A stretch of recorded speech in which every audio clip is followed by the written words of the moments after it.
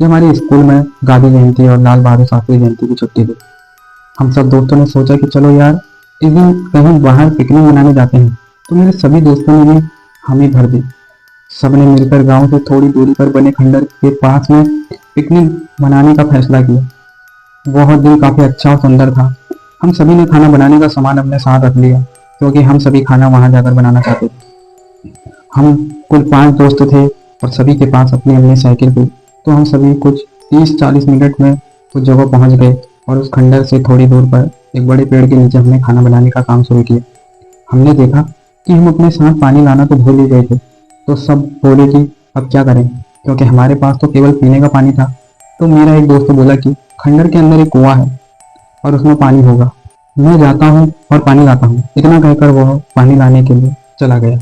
हम सब लोग मिलकर दाल बाटी बनाने वाले थे, जो कि हम ज़्यादातर समय बनाते थे जब भी हम पिकनिक जाते थे।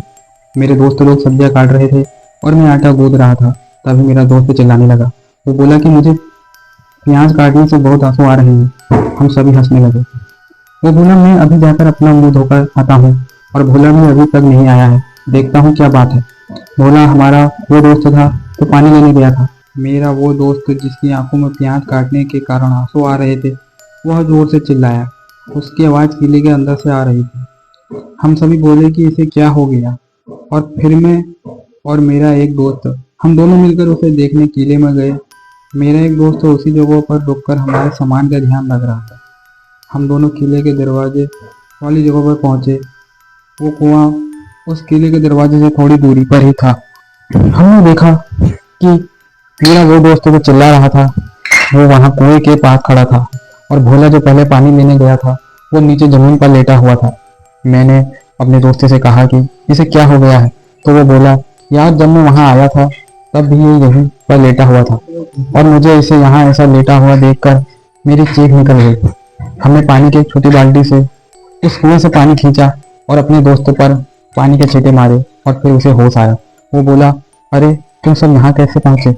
हमने कहा कि तू बहुत देर तक नहीं आया तो फिर हम तुझे देखने आए और फिर हमने तुझे यहाँ लेटा हुआ पाया। बता तेरे साथ क्या हुआ था।